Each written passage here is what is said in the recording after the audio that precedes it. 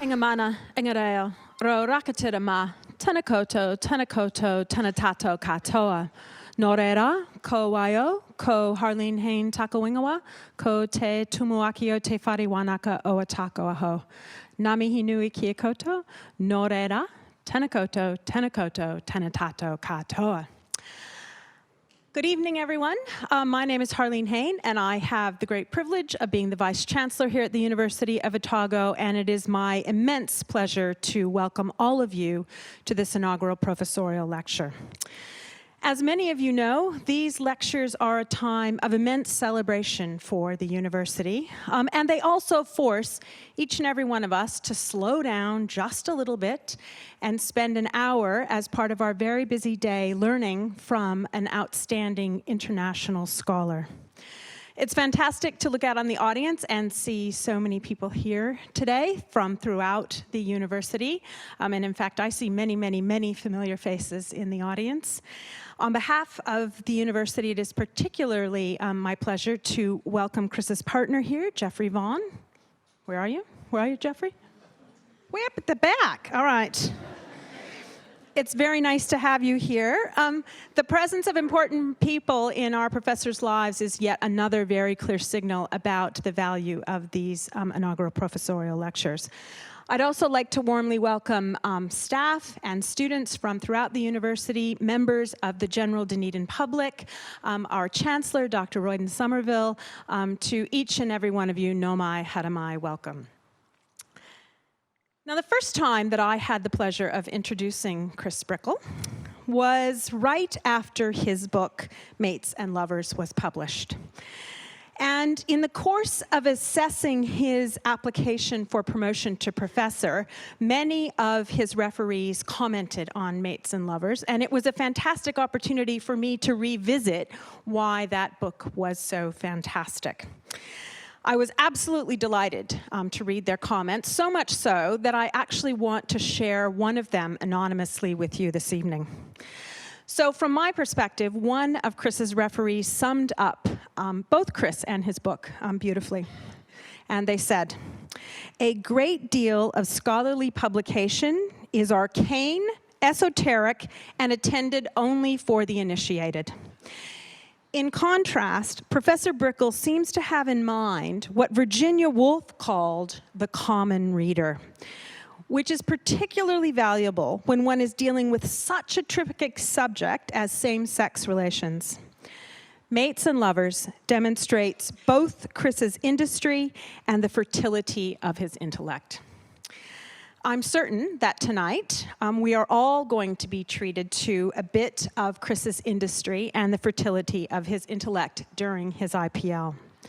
In addition to his scholarly research, Professor Brickell is also a highly successful classroom teacher and a very popular research supervisor, and he's provided exemplary service to the university.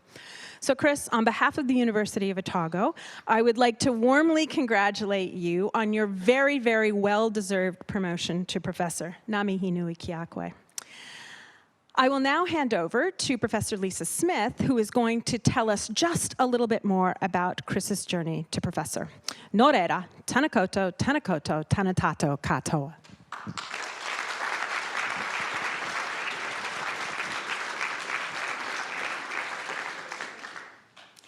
E nā mana e nā reo ro rangatira mā, no mai, haere mai, toti mai, he mihi, he mihi, he mihi, tēnā koutou katoa.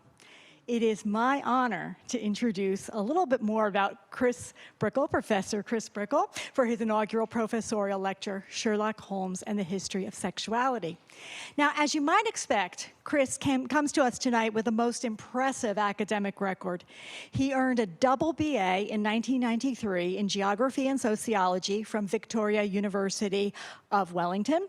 A year later, Chris completed his BA Honors First Class from the Department of Sociology and Social Policy, also at Victoria University. And just 5 years after that, in 1999, Chris earned his PhD from the same department. Now, following a postdoc at the University of Canterbury, Chris joined the University of Otago in 2001 as a lecturer in the Gender Studies program. He was promoted to senior lecturer in 2006, associate professor in 2012, and professor this year. Currently, Chris is head of program for sociology, gender studies, and criminology in the School of Social Sciences. Now, doing the maths, this represents a rather meteoric rise from being a fresh-faced kid starting out in the world 20 years ago to a fresh-faced professor and head of a major program at the University of Otago. I mean, look at him when he gets up here. And the least you could do, Chris, is start to age unless you're hiding a portrait in your attic. I don't know. Let's turn to Chris's research, shall we? Chris's research explores sexuality, especially theories and histories of homosexuality, histories of sociology and social research, histories of adolescence, consumer culture, and cultural politics. In short, Chris is a scholar of intimate life and social change. A substantial amount of his work explores the emergence of gay life in New Zealand since the 19th century. In particular, he studies the ways sexuality have been given shape across time and place. A look at his CV shows that Chris has published 6 books, 28 book chapters, 43 refereed journal articles, and 17 book reviews. Now, these aren't just publications. Chris has been honored with several awards and distinctions for his work. He received the New Zealand Society of Authors E.H. McCormick Best First Book Award for nonfiction for his book Mates and Lovers, A History of Gay New Zealand. Mates and Lovers was also a finalist for the Montana New Zealand Book Awards in the History Catalog and was made into a stage play. Chris's book, Teenagers, The Rise of Youth Culture in New Zealand, was shortlisted in the nonfiction category for the 2018 New Zealand Heritage Book and Writing Awards. Teenagers was also longlisted the same year in the illustrated nonfiction category for the Ockham New Zealand Book Awards. Chris was the recipient of the Top Achiever Doctoral Scholarship Supervisor Award in 2008 and was awarded the University of Otago Roheath Trust Award and Carl Smith Medal in 2009. And he engages in an amazing amount of service at all levels in the university, in the community, nationally, and internationally. Chris is currently on 3 editorial boards for major journals in the USA and the UK, and is a member of the editorial board of the Otago University Press. And when Chris realized that there weren't enough outlets for books on gender and sexuality, he founded Genre Books. But wait, there's more. Chris's work expands well beyond the written word. He's given nearly 50 interviews in the media and on air, many conference presentations, and public lectures in venues ranging from the Mind Jam series at Queenstown to the Auckland Art Gallery.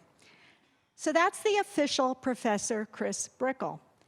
However, I wanted to add, shall we say, a personal touch to this introduction. And so I embarked on a mission to dig up a wee anecdote about Chris. Something amusing, perhaps something like, Chris once went on sabbatical to Iowa and was arrested for tipping cows. However, that would not be true. Chris has never been to Iowa. He has never been arrested for anything, much less tipping cows. So I walked up and down the corridors, and I asked his colleagues and his other people that I came across, and I said, what can you tell me about Chris? And every single person said the same thing. Chris? Oh, he's a really nice guy. Even his former head of department, Professor Hugh Campbell, said, Chris, he's a really nice guy. Now, I've known Chris a long time, but I've only gotten to work closely with him this past year, and he's a really nice guy. He's also an amazingly hard worker, and he's caring of others, and he has a laugh that can only be described as infectious. So it's time to turn this over to Chris to hear about Sherlock Holmes and the history of sexuality. I love a good detective story, and I'm ready for an outstanding lecture. So now, please join me in welcoming Professor Chris Brickell, outstanding scholar, brilliant teacher and supervisor, magnificent colleague, and really nice guy. Tēnā koutou, tēnā koutou, tēnā koutou katoa.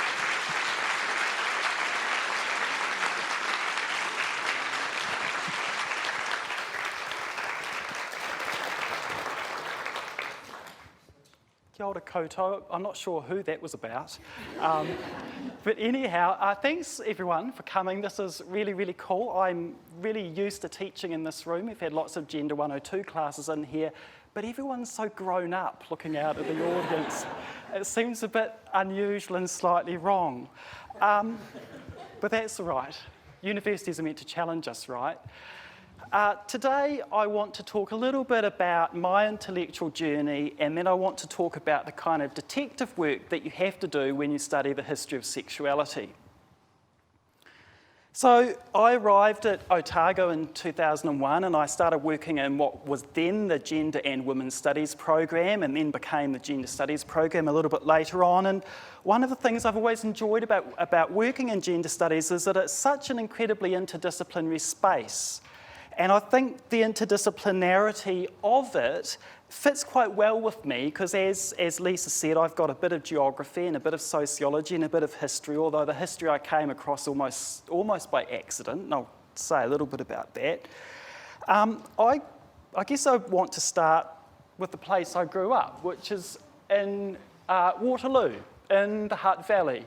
And I actually spent a bit of time looking at this afternoon thinking, have I got the perspective right? And actually, I think I did choose the right photo because you can see right in the middle there's a patch of grass. That's Trafalgar Park. And if you go towards the railway line, you'll kind of hit my house somewhere. So in there, in Lower Hutt. Not Johnsonville. Johnsonville was written by David Pearson, who was one of the several people who influenced me very, very much at Victoria University. So I've been here so long, I almost think I come from here. Possibly worrying. Or not. And so these kind of strands are very much part of my kind of intellectual history. So I started becoming interested in history because I did geography, and in geography we did urban geography, and there was a real kind of historical strand to that.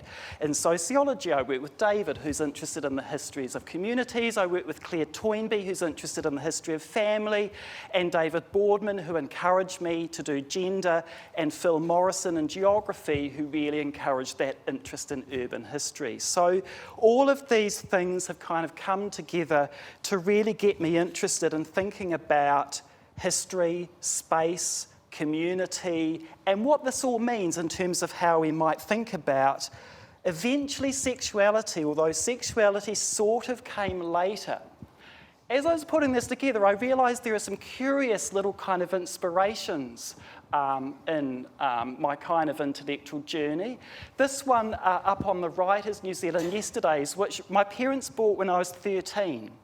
And it's written by Hamish Keith, and it's the most cool, interesting, accessible kind of New Zealand history, full of awesome photographs. And this word libidinous, which is now one of my favourite words.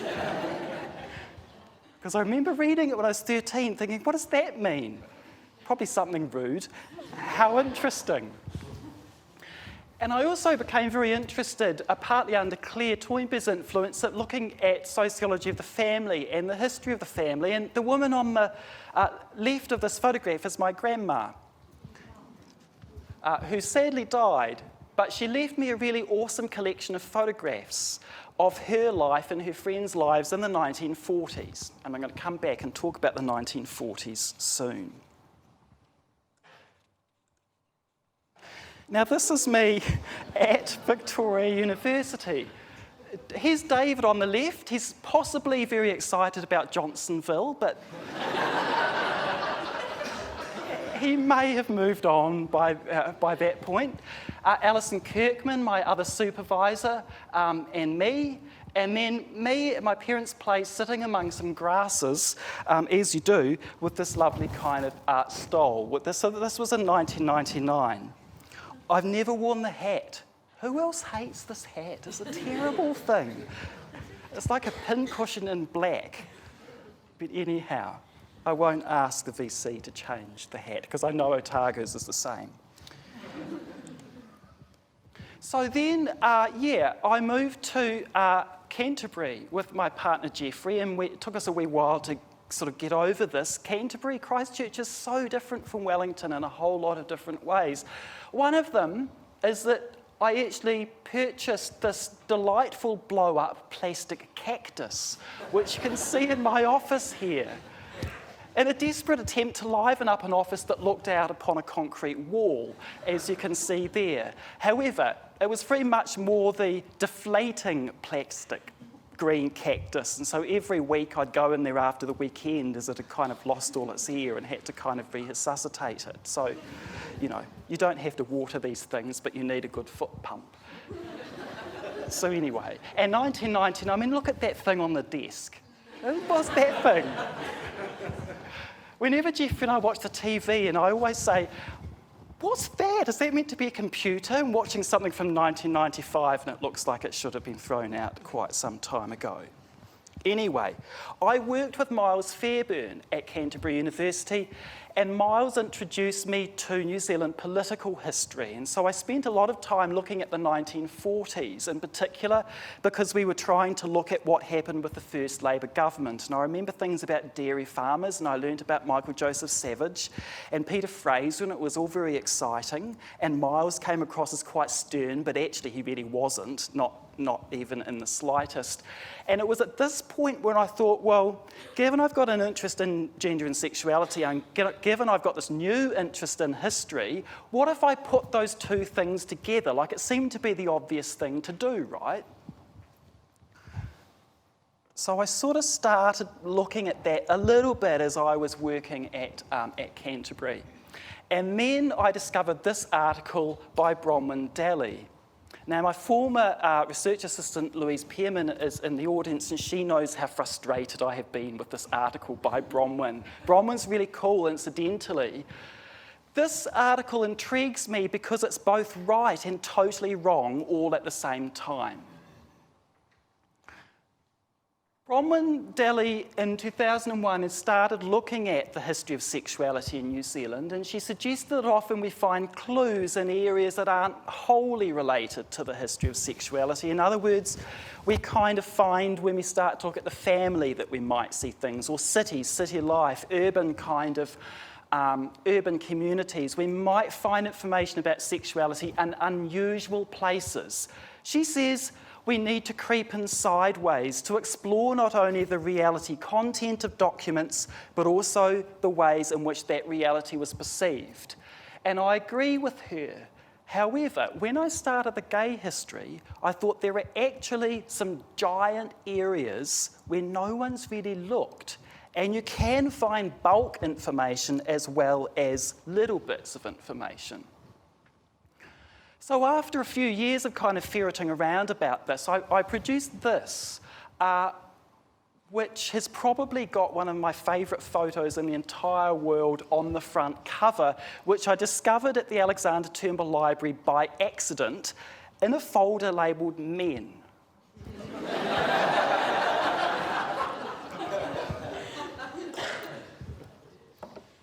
Probably not an accident. I mean, who could resist a folder labelled Men, right? Well, I couldn't. So I found these guys. These guys were photographed by a guy in Wanganui called William Harding, who had a great big a tiny photographic studio and a great big set of negatives. Lots and lots of photos of men together. And so I'll just let you look at the cover a little bit. The first time I saw this, I didn't realise that, in fact, the guy's knees were touching. And it wasn't until I got it home. I think I just liked the men, and then I also liked the dog. And then I thought, well, actually, there's the knees as well, so that's a little bit of a bonus. So what's in there? Like, what did I find when I started to look? Well, there'd been quite a few interviews done with older gay men that I could use, and I conducted some myself, and I'm very ashamed to say that almost all the men I interviewed died, and I wanted to say, please don't let me interview you, because actually it may not end out well. And so I feel slightly bad about that. But also court records. I'm going to talk about court records a bit in a little while. You may not know that Archives New Zealand Dunedin branch has pretty much a complete set of court records dating from 1862. It's very much the most sophisticated and complete set of court records in the country. There are many good reasons to do research in Dunedin and live here while you're doing it. It's nice, and also archives is good. And of course, there's the Hocken, which is magnificent, and I use the Hocken quite a lot too. Gay liberation records, including periodicals, but also photographs. I might have been a bit frustrated with Bronwyn Daly's argument about creeping in sideways, but in actual fact, she wrote the most amazing chapter in a book called Disputed Histories on the use of photographs in New Zealand history. And she talks about the different ways. She sort of follows Peter Burke's kind of line on this, the cultural historian, about the ways in which how people appear in photographs tells us something about their disposition, their emotional life, their work life, social stress, social connectedness, that they're actually a really rich source, not just an illustration, but actually something that tells us something about sexuality itself. So these kind of connectednesses, these photographs here range from 1888, the one on the lower right, to the 1990s on the top right. And so you can see both that my early research in terms of sexuality focused on men. My current research doesn't solely, and I'm going to come back to that in just a moment. And the visual is a really important part of this set of connections, this sort of set of intellectual producing. One of the men I interviewed was Johnny Croskery, and here he is in his wig on the left-hand side of this slide. This is a photo I've never used before, but you've got to save things, right, just in case you have an IPL one day. Like, you don't want to use all your photos all at once. I've become quite interested recently in the work of Raymond Williams in terms of thinking through the way that social change and cultural change happen. And I was reading the other week Marxism in Literature again, and there are some really interesting little things in there, I think, that tell us something about how everyday life and the emotional connections of everyday life relate to the bigger social stuff that goes on. So Williams suggests that social change is the result of the ordinariness of human experience, as well as political and intellectual agency. So what he's saying is the movements that we have for social change are really important when we write letters or have a blog or hold a banner and have a protest. That stuff's really important. But what's also important is the way that people experience their own lives and the way that this can lead to a bigger set of social changes down the track. So he talks about everyday practical consciousness being different from official consciousness. Embryonic and informal structures of feeling, he says, can be later on built on and turned into institutions. And I'm going to explain in a minute what I think he means by this. He regarded effective elements of consciousness and relationships, that is emotion, connection, feeling, social relating, as important elements in social change. So in other words, the lives that people have lived and the connections they've built up have themselves been really important in subsequent movements around politics, in this case, gay politics. And so as I collected photographs like these ones, these are from Christchurch in the 1960s, the two big ones, and from Leithfield Beach, this little one. And you might be wondering what emptying a chamber pot out the window has to do with social change. Was anyone curious remotely? This Leithfield Beach gives you a bit of a sense, actually, if you realise that the guy on the left-hand side, who's slightly obscured, is holding a teapot. So what we have here in Christchurch, for instance, in the 1940s, and it was replicated in other cities too, was the growth of a gay culture. That gay culture by the early 1960s would translate into one of the first international organisations for law reform, the Dorian Society's legal subcommittee. And the guys in that subcommittee came out of the culture building that happened after World War II. So it wasn't like the 60s or the 70s just happened, I would argue, but in fact it was a process that emerged out of social connection, emotional connection, friendships. The guys in these networks were friends until they died, one by one by one. They lived through law reform, they lived through, some of them, civil unions, and actually those connections run right the way through. We often think of gay lib as kind of somehow starting in 1972, but actually I think it didn't. And this is where William's idea is important, that idea that actually people's connectedness before that was really significant. So even something like having a barbecue under a willow tree on a rug that actually blends in quite nicely with the grass. These kind of things, I wondered if the thing on the right was somehow suspicious, but actually no, I think it's a barbecue, so I think we're right. Even these kind of social connections, I think, really kind of lead us somewhere in terms of how social change happens.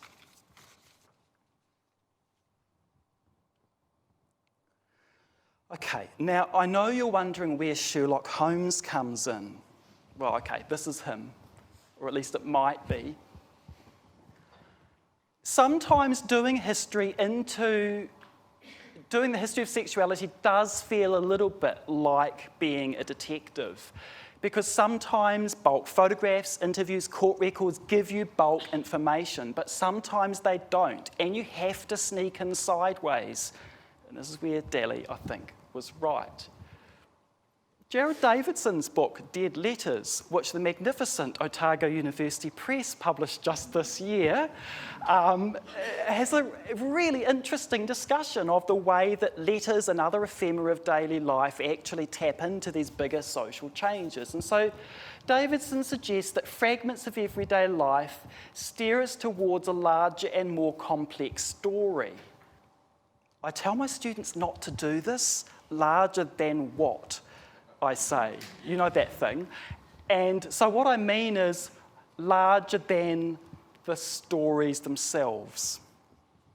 I realised as I was looking over this in the lecture theatre beforehand, thinking, actually, I've just quoted poor old Jared in a way that kind of does that thing that I tell my students not to do. But anyhow. So what happens when we start sleuthing and we start kind of looking and we look at official documents? What do we learn? What does it tell us? Well, these are some of the things I learned when I was researching mates and lovers, and I discovered these from a range of different sources, not just court records, but to some extent that. A language of gender and sexuality appeared by the early 20th century, so the term queen to signify an effeminate man who is interested in passive sexual relations. Can you say the word cocksucker in IPL?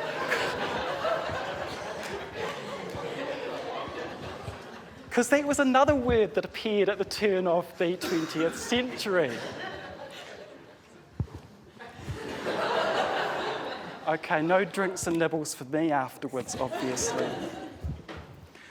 This language was significant because what we started seeing as New Zealand urbanised was a kind of a growth of a set of kind of cultures and understandings. Gay cultures were well developed in New Zealand cities by the 1930s and 40s.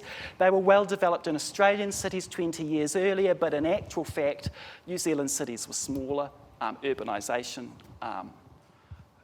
getting critical mass was slower. Sexuality had a particular geography. This was in fact in fact, does anyone know where this is? Can anyone recognise the very magnificent Auckland Ferry building on the left-hand side, and the steps around the ferry building were a part of Auckland that men met in, and we know this because the court records tell us so. Sex between men was not always a big deal in everyday life, and what emerges in some of these kind of places is that idea that in actual fact men might be, particularly young men, going around rural life, and then they'd say basically, how about it? And they go, yeah, and then they go off and go to a dance, or you go and get some food, and alongside this kind of really sort of, I'll come back to this, semi-censorious public thing, condemnation, there was also something kind of laissez-faire about New Zealand life at the same time. Class and social capital were important factors in arrests and convictions. This probably won't come as a surprise to you. Particularly, too, was very marked in Christchurch, where the probation officer's reports say, we would recommend leniency because he comes from a well-off and respectable family. They would actually say this. Less so in the other cities, but it becomes very clear when you look through the material that the men who were usually arrested were labourers, itinerant workers, marginal figures. They tended to be Pākehā. There was very little, if any, substantial policing of rural-based Māori, and they did not come to attention until after World War II. And policing was reactive rather than active in the decades before 1950.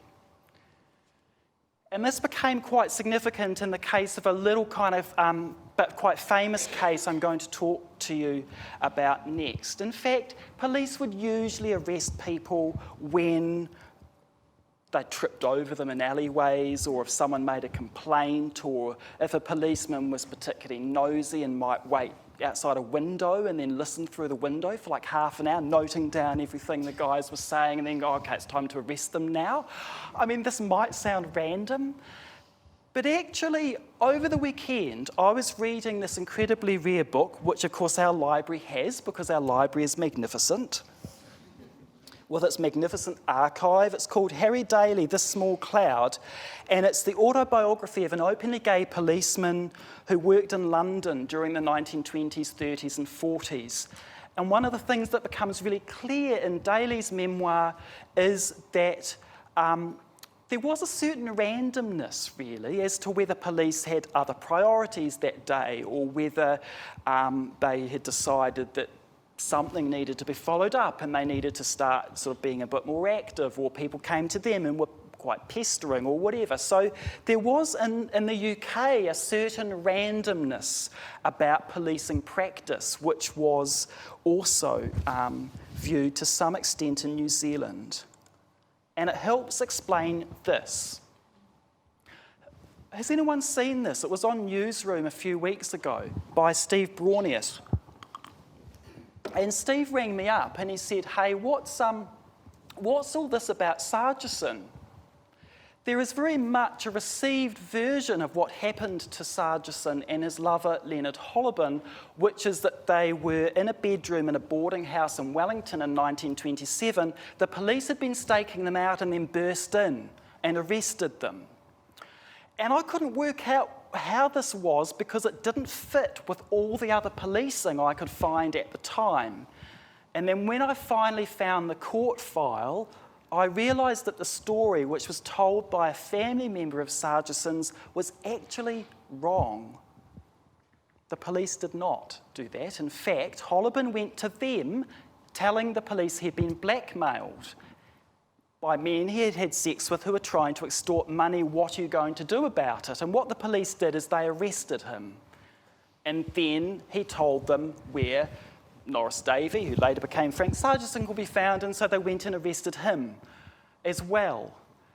And that made a whole lot more sense in terms of the pattern of policing. But what was really interesting was that the story about the boarding house continued to be really culturally popular. And I think that was because that story spoke to the way people like to see social change operating. In the past, it was dark and terrible, and now it's really, really good. And so the sort of thing that would have happened in a dark and terrible past is that policemen monitored bedrooms and boarding houses and leapt out from behind the door.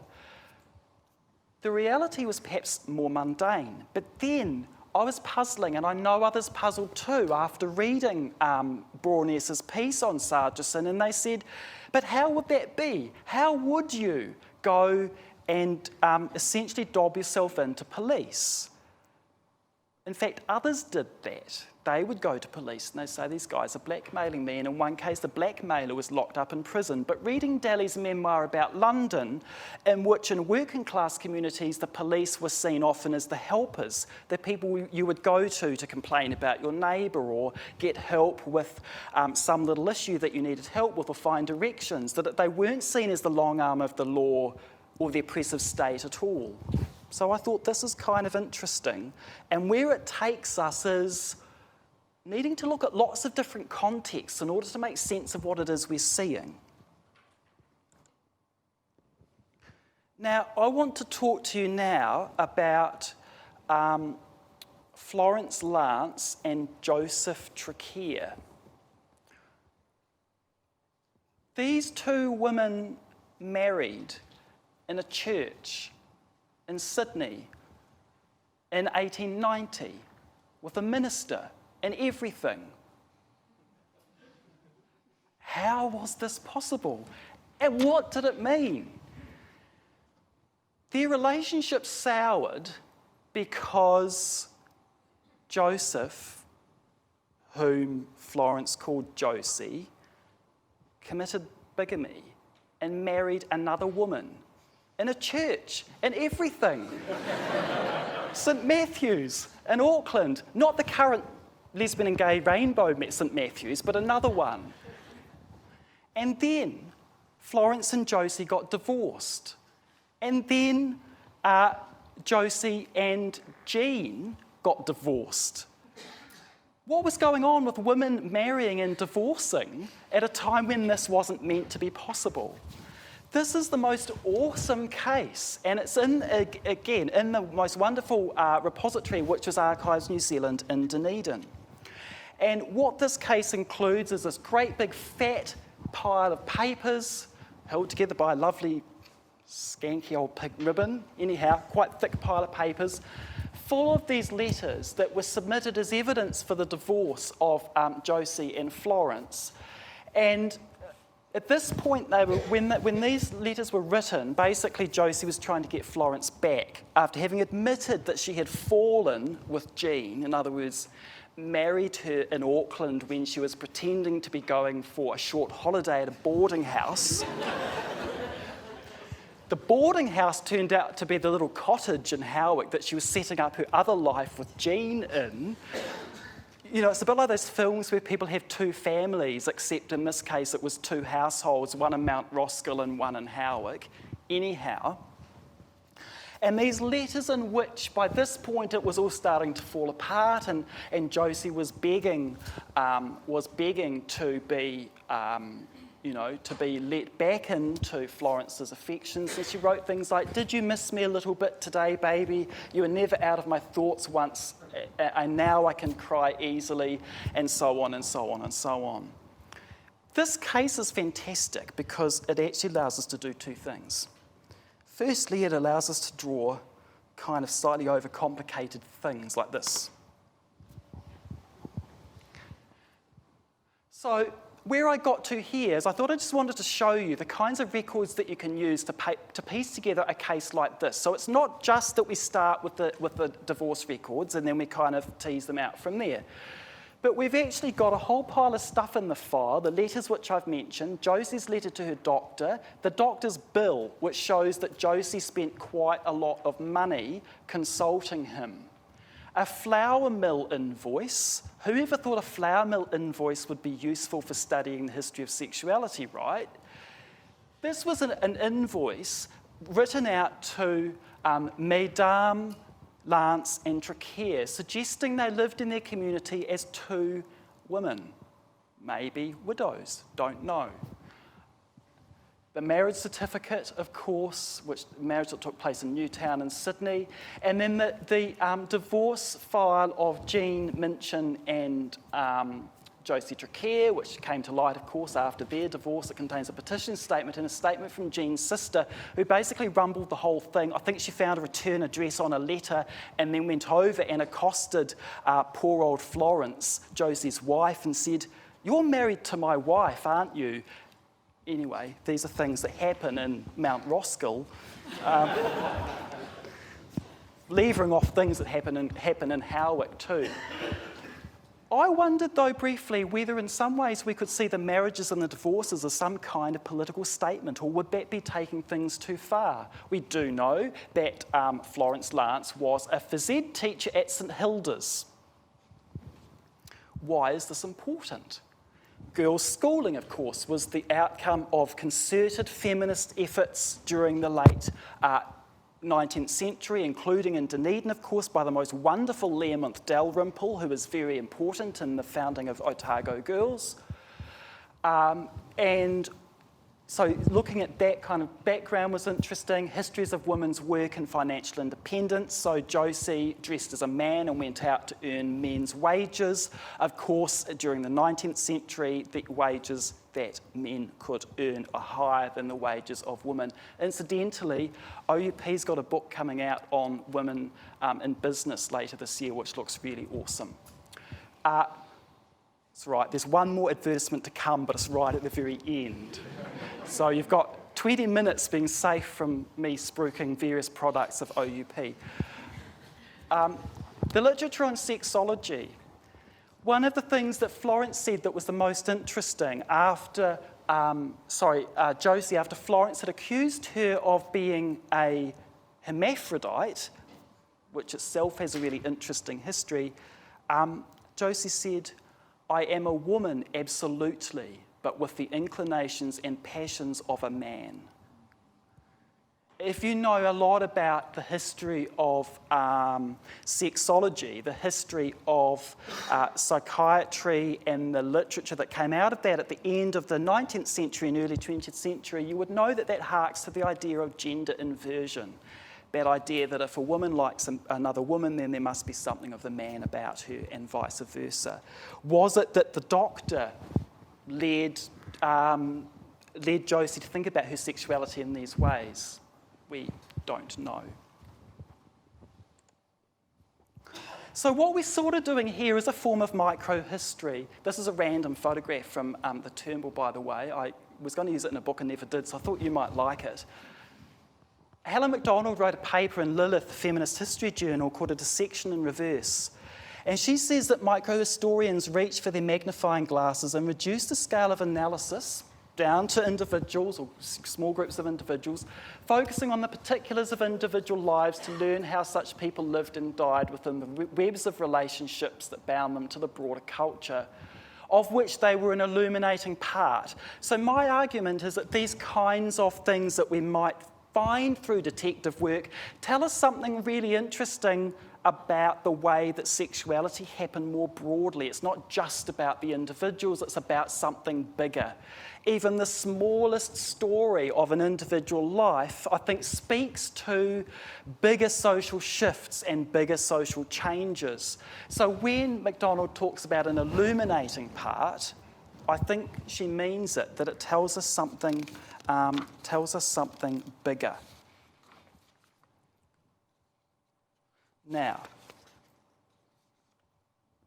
the other thing that I came across that I thought was interesting, and it's taken me a long time to get to this, is these women were not supposed to marry. Women weren't supposed to marry one another, and men weren't supposed to marry one another, but we know women did marry one another in New Zealand and in Australia and in the US in particular, because we know of such cases. But what would be a legal document that would record someone's relationship because that document is essentially gender neutral? It's the will. And I didn't think about this until recently. This is Janet Minchin's will. She leaves everything to her friend and neighbour Annie O'Neill of 7 Sharp Road in memory of many kindnesses rendered to me. Robert Gant, who is pictured on the left of this photograph and the right, and his partner Charles Haig, who I have no doubt at all were partners for over 20 years during the early 20th century. When you go to Gant's will, you're not going to be able to read this because it's a bit slow and sort of scrawly, so I'm going to read it to you. Oh God, if I can remember. Blah, blah, blah, blah, blah, the residue of my estate goes to Charles Haig. And then the very last, number 4, I desire my remains to be cremated and the ashes to be deposited as Charles Haig directs. Thank you. So in the very last moment of one's life, a document, a will, expresses the wishes of a relationship, and in a sense asks for recognition of that relationship. Now, the last example I'm going to show you before I then do my shameless plug for a product of OUP is the thing I'm currently working on, which is overly complicated, but it's a little project on psychology in prisons and homosexuality, and thinking about the psychological inputs, if you like, into men arrested for sex with other men in New Zealand during the early decades of the 20th century. One of the things about New Zealand is that it's small, right? Because New Zealand is small, influential people can have a lot of influence. And so one of the people who had a staggeringly big amount of influence over what happened to men who were imprisoned for homosexual offences was a man by the name of Sidney Allen. Allen hated psychoanalysis and he distrusted psychology. He said, they're all cranks. And I thought, what's going on with Sidney Allen? Sidney, you seem slightly crankish yourself.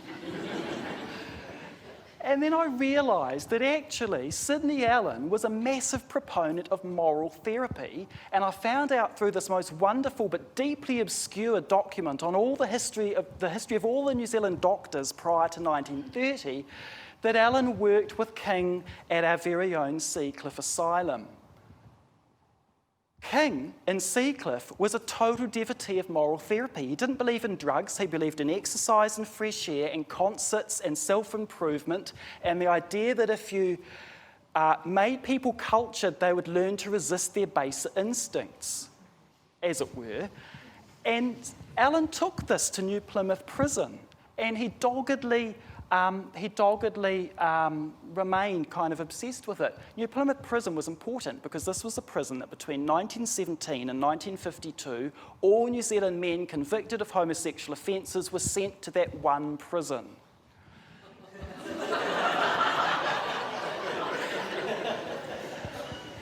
And yes, they may have made a nightclub in the prison kitchen. And they may have passed letters among one another, and they may have had clandestine love affairs, but they also broke rocks in the quarry, and they underwent this kind of therapy with radios and books and all these other kind of influences. But over time, this kind of started to wear out, and Sidney Allen's influence waned, and under the influence of a new official in charge of prisons, Sam Barnett, the prisons employed the psychologists. And the first of these was a guy called Donald Mackenzie, who was very helpful to another guy called Ernie Webber, whose records, of course, are in the Hocken. See, it all comes back to Dunedin. This is why you have to do history here. And actually what we find happening over time is that the move to desegregation, New Plymouth was closed down as a homosexual offences prison in 1952, and then actually people started to desegregate, move back into Mount Eden and the other prisons, in which Ernie Webber was asked by Donald Mackenzie to consider his sexuality, to consider his relationship, and ask if he was maybe a little bit like Oscar Wilde. I think it's quite an honour to be asked if we're a little bit like Oscar Wilde.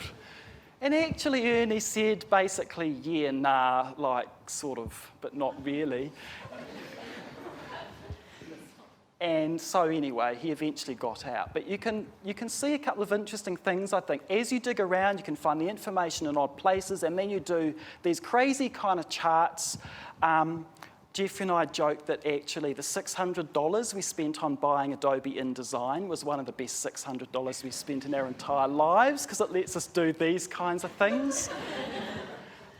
I don't know if I could do this on Microsoft Word, but maybe not. Okay, so just before I sort of head towards closing, just to say that the detective bit of this is that you really do need to look in all manner of different corners, all manner of different places, and bring to bear all the knowledge that you've got. So Lisa mentioned my interest in the history of social science in New Zealand. This has been really useful for this project because you can see the interactions of psychology, psychoanalysis, psychotherapy, sociology, social work, all of these kind of strands starting to come together and making some kind of sense of all these people, all these places, and these kinds of phenomena. So, yeah, I haven't finished with this yet, but I wanted to show you as a sort of work in progress about how I would go about kind of ferreting my way through these things. Okay, Right, so, actually, here are some drawings out of that same file in the Hocken that I thought you might kind of like, and just a file out of the restricted, no, this is the non-restricted file. I thought I'd better not show you a restricted one in the National Archives in Wellington, which help us to build up a picture of ideas about sexuality, official practices, and then we can think through that about what kind of social changes are taking place and how individual lives relate to those broader social strands and social kind of processes. All right, so there is one photograph here that is not related to the book Queer Objects, which is coming out very soon. Can you guess what the non-related photograph is? It may involve a wooden phallus, and it may have been taken in the Sex Machines Museum in Prague. So there were no things on RSL involving cattle, Lisa, but there were involving one of the most fascinating kind of museums. You may have heard of the sheep gut condom. If you ever want to know how people washed and dried those things, go to the Sex Machines Museum in Prague and you'll find the dinkiest little condom drying racks. So there are things about the world you never knew about, which you can discover when you start ferreting. The reason I wanted to mention Queer Objects is firstly because it's fabulous, secondly because it's just about coming out, and thirdly because it was basically banned in China. It went over there, and we think the objection was to organs among some of the pages. Now, I'm hoping this is making you slightly intrigued about what is in the book. But we think there were several spreads that got it banned. So anyway, it's being printed in Hong Kong, which itself tells you something interesting about the geopolitics of publications and also the geopolitics of sexuality, social struggle, and social change. Okay, I'm going to stop there. If I may, I will leave this slide up here. And I would like to thank you all for coming, and I'd really like to thank all the people at Otago, and there were so many of you who supported me through my career here. It's a really fantastic and supportive place to work, and I'm really, really pleased to be here and really happy that I could share with you today some of my research. So thanks, everyone.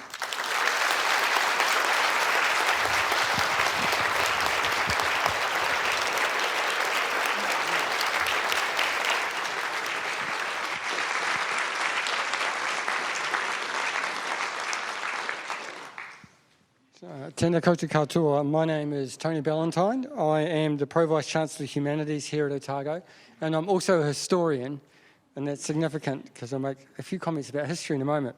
And it's with great pleasure that I'll deliver a vote of thanks to Professor Brickell. He has delivered an excellent lecture, and it's reflected on the ways in which we might think about the history of sexuality, and he has offered us a compelling sketch of some of his key pieces of research.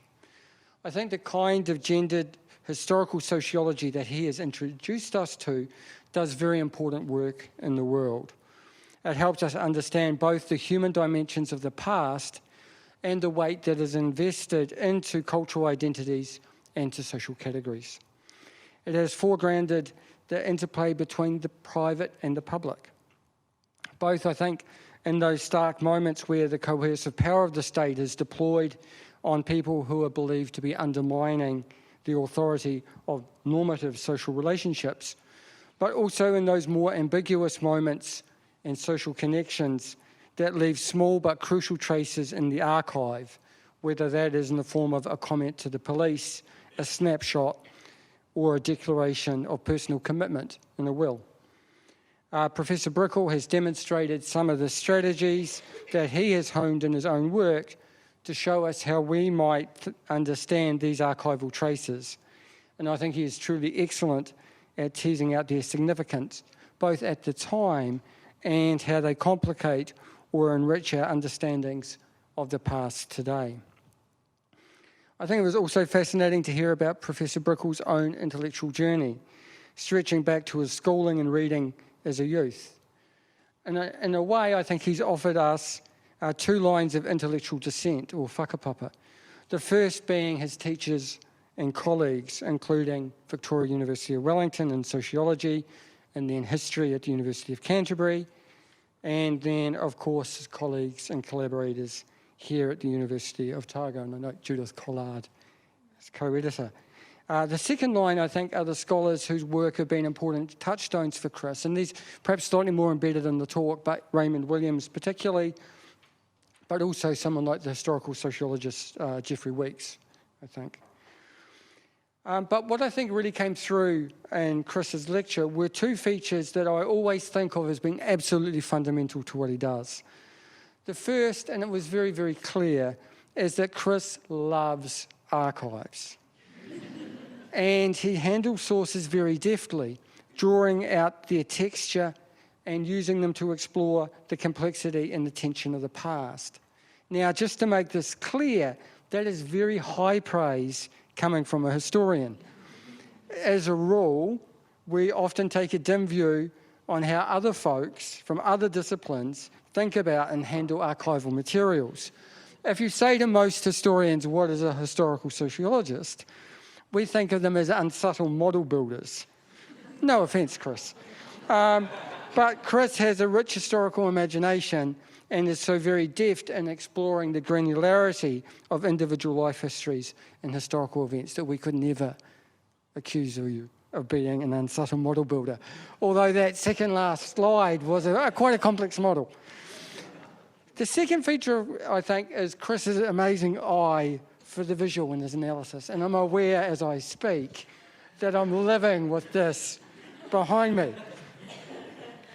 He does it very well, and it is a real hallmark of his work.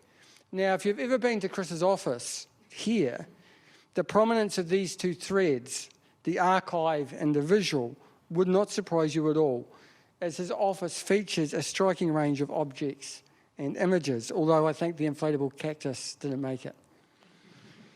So, Professor Brickell, I know that all of us here, students, colleagues from sociology, gender studies and criminology, colleagues in the School of Social Sciences from across the division and the wider university, and your many friends, of course, are delighted to be sharing this special occasion with you.